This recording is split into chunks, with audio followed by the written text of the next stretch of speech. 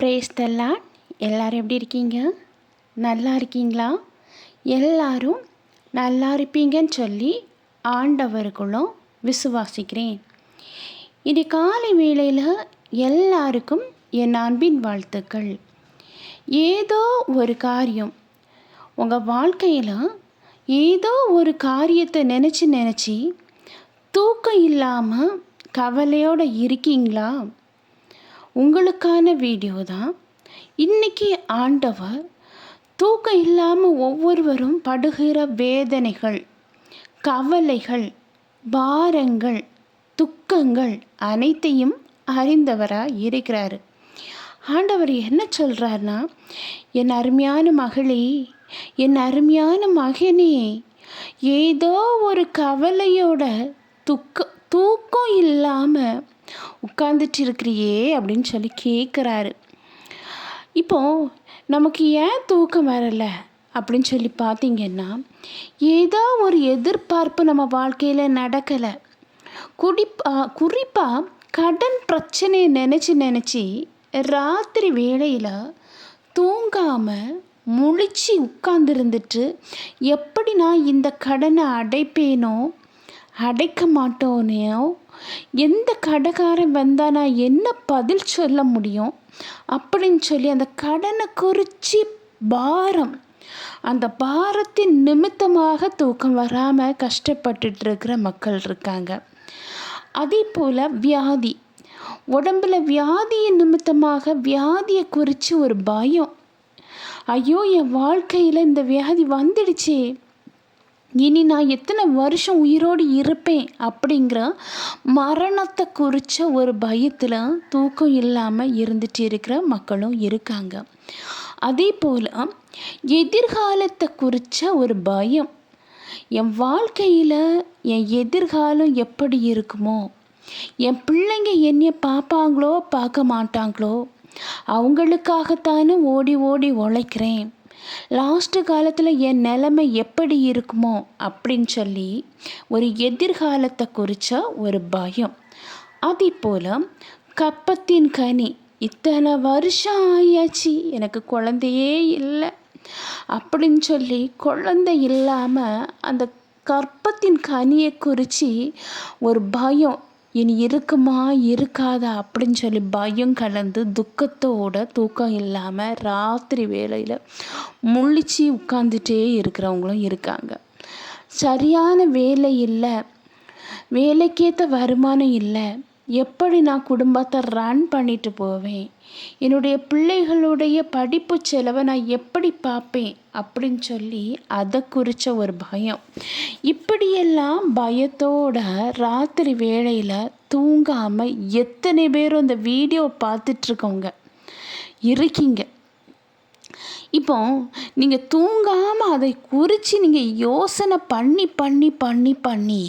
இருக்கும்போது உங்களுக்கு அங்கே ஏதாவது கிடைக்குதா?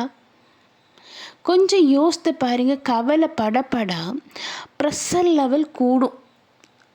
உங்கள் மனசு யாராவது ஏதாவது ஒரு வார்த்தை பேசியிருப்பாங்கன்னு வைங்களேன், அதை நினச்சி அழுது ராத்திரி வேளையில் தூங்காமல் இருக்கிறது.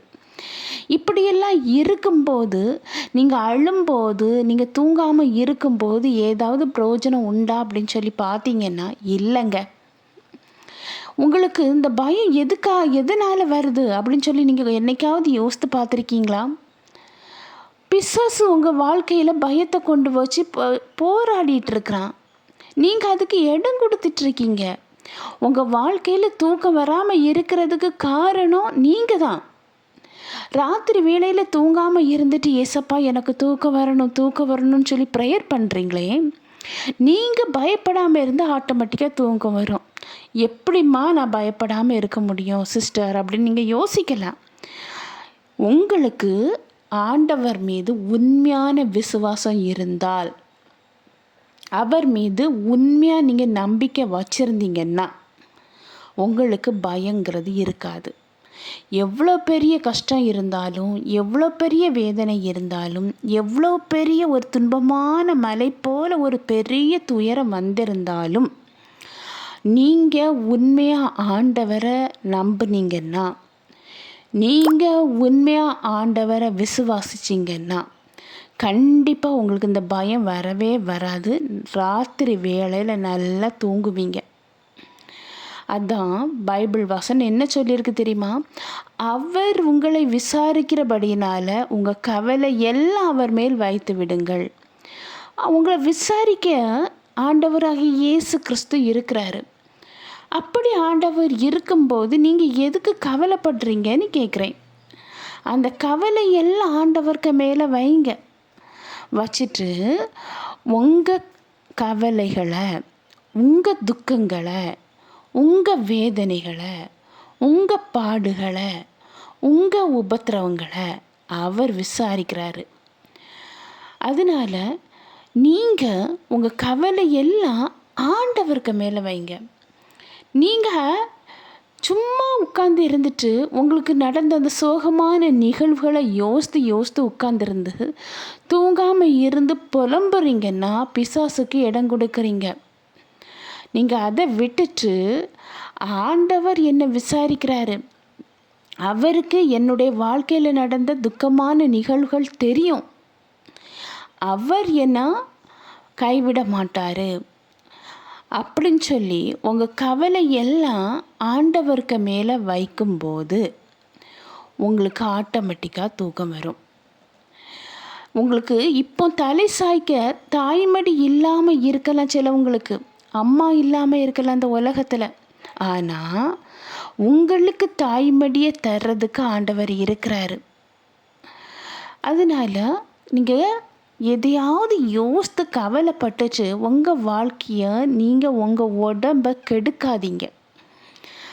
அதே போல தான் ஆண்டவருக்கு மீது அளவு கடந்த நம்பிக்கை வைக்கும்போது, ஆண்டவர் மீது அளவு கடந்த விசுவாசத்தை வைக்கும்போது நமக்கு பயம் இருக்காது, கவலை வராது, தூக்கம் ஆட்டோமேட்டிக்காக நம்மளுக்கு வந்துடும். எதிர்காலத்தை குறித்த ஒரு பயமும் இருக்காது.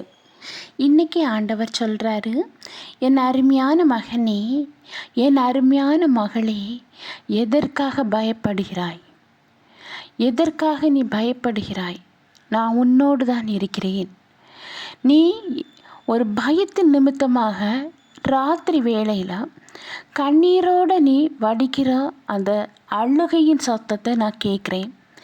நான் உன்னை விசாரிக்கிறபடியினாலும் உன்னை நான் அதிலிருந்து விடுதலை தர ஆயத்தமாக இருக்கிறேன். நீ என் கரத்தை பற்றிக்கொள், நான் உன் கூட தான் இருக்கிறேன், பயப்படாதே என்று சொல்லுகிறார். ஆமேன், ஹல்லேலூயா. இந்த பயத்தை கொண்டு வர்றது பிசாசு. நீங்கள் உண்மையாக ஆண்டவரை விசுவாசிக்கும்போது, உண்மையாக ஆண்டவரை நம்பும்போது உங்களுக்கு உள்ள என்ன தோணும்னா, எவ்வளோ பெரிய பிரச்சனை இருந்தாலும் என்னை ஆண்டவர், அவரை நான் நம்பி இருக்கிறபடினால ஒரு நாளும் கைவிட்டுட்டு போக மாட்டார், நான் இனி கண்ணீர் வடிக்க மாட்டேன் அப்படின்னு சொல்லி நீங்கள் எல்லா கவலையும் அவருக்கு மேலே வச்சுட்டு நிம்மதியாக தூங்குவீங்க. இன்றைக்கி நீங்கள் இனி பிசாசுக்கு இடம் கொடுக்காம, எனக்கு என்ன பிரச்சனை இருந்தாலும் ஆண்டவர் பார்த்துக்குவார் அப்படின்னு சொல்லி உங்கள் மனசுக்குள்ளே ஒரு நம்பிக்கையை வளர்த்துட்டு நீங்கள் ஆண்டவர் மீது விசுவாசம் வைக்கும்போது நீங்கள் பயப்படுகிற காரியம் அற்புதமாக ஒரு பெரிய ஆசீர்வாதமாக வந்து உங்கள் வாழ்க்கையில் நடக்கும். இப்போ ஒரு சின்ன ப்ரேயர் பண்ணலாமா? அன்பின் பரலோக தந்தையே, அப்பா, இந்த அருமையான வேலைக்காக நன்றி ஆண்டவரே. எத்தனை பேருக்கோ கிடைக்காத நல்ல ஒரு தருணத்தை எங்களுக்கு தந்தீங்கப்பா, அதற்காக நன்றி ஆண்டவரே. இப்பொழுதும் ஆண்டவரே, என்னோடு கூட சேர்ந்து ஜெபிக்கிற ஒவ்வொருவரையும் கண்ணோக்கி பாருங்கப்பா. எத்தனையோ பாடுகள் ஆண்டவரே, ராத்திரி வேளையில் அதை நினச்சி கண்ணீரோடு இருக்கிற மக்கள் உண்டப்பா. எந்த காரியங்களை நினச்சி அப்பா கண்ணீர் வடிக்கிறாங்களோ, கண்ணீர் வடித்து தூங்காமல் கவலையோடு இருக்காங்களோ, அந்த காரியத்தை நீங்கள் அறிஞ்சிருக்கீங்கப்பா. அந்த காரியத்தில் ஒரு பெரிய விடுதலை கொடுக்க வேண்டும் என்று ஜெபிக்கிறேன் ஆண்டவரே.